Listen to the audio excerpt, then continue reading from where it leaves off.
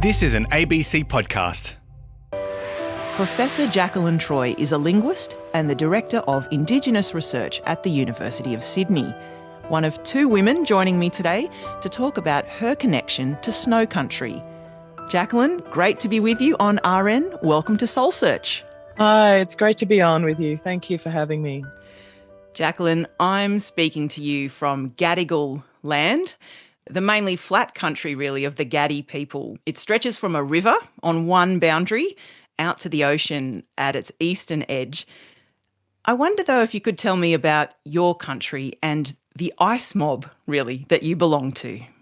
We are really the people of a place that we call Kunamanamaji, and that literally means the snowy mountains when you translate from our language into English. So it's very likely that actually the name, the Snowy Mountains of southeastern Australia, came from our language, ku or gu, being snow. Then you can add things onto that word to say having the quality of kunama, snowy making. Namaji, nama is actually breasts, and di is to have breasts, and that's exactly what mountains look like to our people.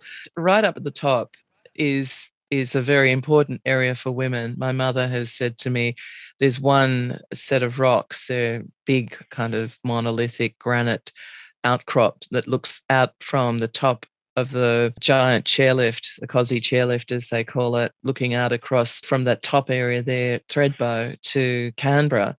And that's a very important women's site too, those things that are also known as the sentinels, because that's exactly what they look like. Then there's another outcrop of rocks that my mother always says to me, you must greet those rocks. They're our ancestors when you go up there. So the place is full of meaning, as it would be, and a lot of female meaning as well. So I think that idea of it being the snowy boobies is a very appropriate way of thinking about my country. I'm from the country where we are also known for being snow ice people. Elsewhere in Australia, Aboriginal people get called saltwater or freshwater or desert mob, but we are the only ice mob. We are the alpine people of Australia. We call ourselves Ngarigu. Jacqueline, I wonder, what has it meant in your life to belong to that place? Well, it's actually been very similar to Jonica's, and I very much get that sense of pull to country.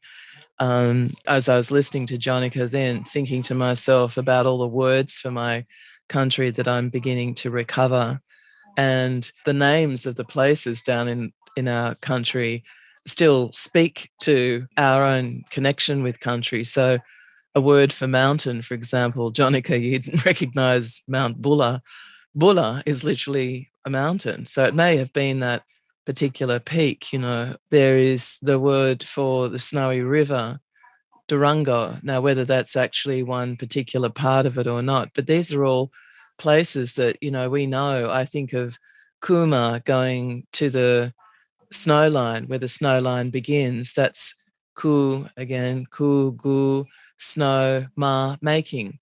Up to Jindabyne, Jinda, where the stars are made. Jinda, ba, ma, to make, from the word hand, mara, in, from. So where the stars are made and come from.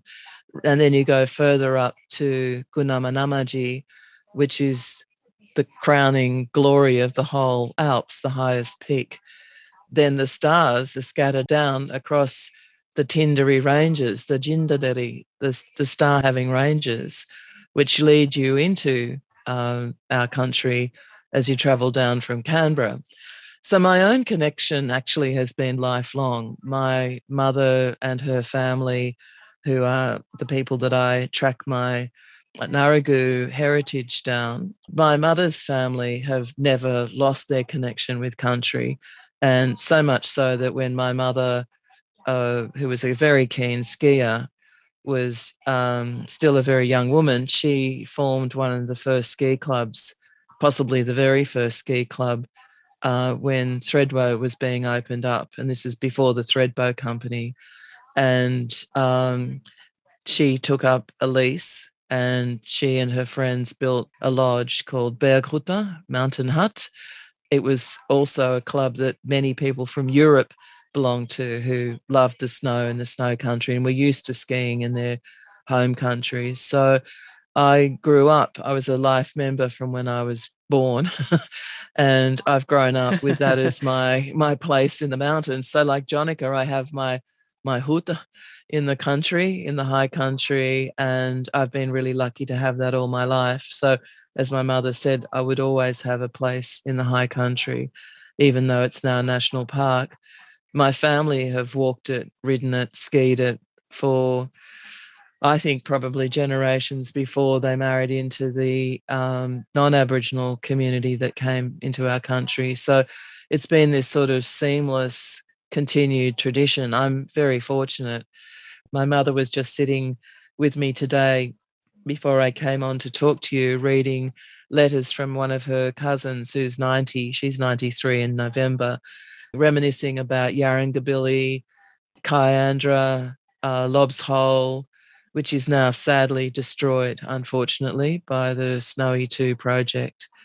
And, the area right down to Tumut that they all inhabited, in the 19th and 20th, right through to the 21st century. So it's a place that just has this ongoing connection for us. But the other thing is too, that longing to be there. You've been working on something absolutely incredible. Could you tell me about the song, the women's song that you've been studying? It's an amazing, amazing thing. Would you introduce us to this song and what you take it to be, what you take it to mean? So there was a moment in 1834 when a man called John Lotsky came through my country. And amongst other things, he documented a song that he heard sung. It was sung by women of my people. He called it the Song of the Manaroo Women, and Manaroo is a sort of broader term for people across the whole of the Alpine region. And later on, he actually wrote the song down, the words that he remembered. So it was a song that actually stays with you. Everybody who sings it finds that it sticks with them, which is really interesting. So this is back to this idea of what really speaks to your heart, speaks to you spiritually, I think. And that's the purpose of this song. A song sung under a full moon in late March in 1834, just before the snow season was to begin, the beginning of the change from summer into what we call in English autumn, but for us, the beginning of the time when it gets cold and frosty. So this would have been a frosty moon. My colleague Linda Barwick, who's an ethnomusicologist, worked with me to recover this song. She is a specialist in what the music of Australia sounds like, the Indigenous music of Australia, and she cleaned the song of the kind of Europeanness that Lotsky and his friends who set this piece of music so that it could be played in a parlour setting, in the colony back in Sydney. So this is amazing. Yeah. There's a piece of sheet music That's with, scored for piano, presumably Yes. to play in a parlour setting, that actually represents at least what Lotsky thought he'd heard in 1834 in your country. What does it mean to you to even come across that kind of archive, to read it and engage with it as a linguist and as a Ngarigu woman? Well, when I first looked at the document, and I looked at it many, many years ago, actually, when I was doing my own PhD, but coming back to it and thinking about it, it's got a sort of epithet, as it says, that talks about my people as a forgotten group of people, unprotected and disappearing. But actually, the text that he wrote down as the lyrics to the song, when I started to look at it closely and compare it with word lists for my country and what the beginning work I'm doing on reconstructing how my language worked, it struck me that this actually was a song that is about snowmaking, so a snow increase ceremony song. What gave me a clue to that was this word ku or gu.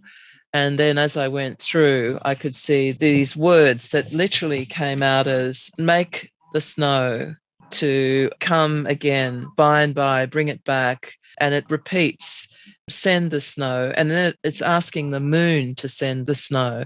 It's exhorting the moon to send the snow. When I started to realize that this is probably what this song is, it was extraordinary. I had this, it was like it came into my mind. I could see my people sitting on the banks of the snowy river, Durango, at Dalgety, as it is now. Linda and I were able to identify exactly where this was performed. We know exactly the time of year because there were only 2 full moons at the time when he was going through.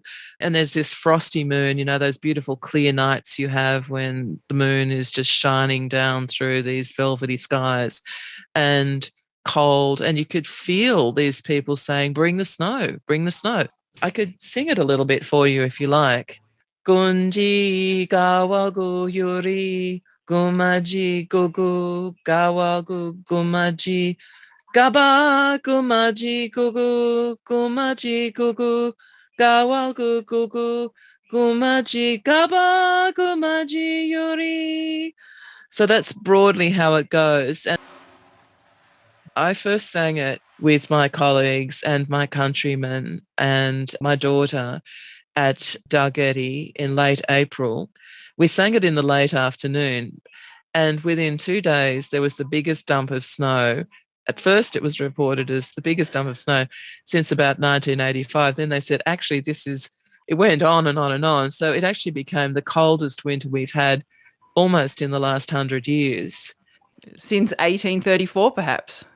Absolutely. It's just extraordinary, you know. So for me, that is an extraordinary experience to be singing something that my ancestors sang, but then to have it actually work is something that I just, it's just palpable. I feel like I'm part of my country.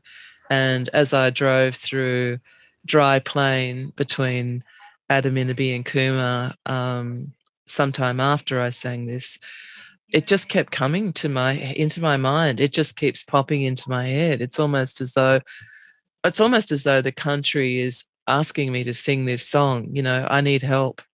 This is the country saying to me, you need to help me. We need to set things right. We need to look after this very fragile alpine country. Our country is very, very fragile in a robust kind of way, if that makes sense.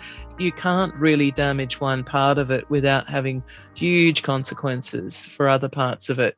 My own totem, for example, is the Stocky and the Kosciuszko galaxias. These are the very high country galaxias, and they are likely not to survive the work being done in their final last areas of where they can survive, where Snowy 2 is being built in Lobbs Hole in the ravine area.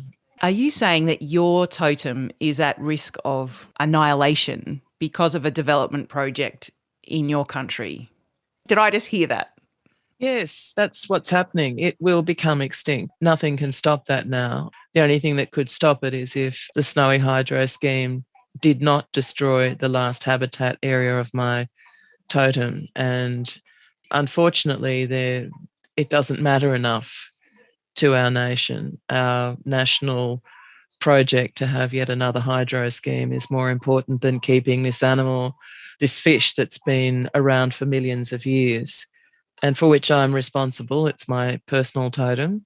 Other people would have it as their totem as well, but I know that it's mine. And there's nothing I can do. I have tried, but no one will listen. So there's one species of galaxia that has already become extinct, the Pedagalaxia, and these other 2 will go as well. So there are things in the high country that we know very little about.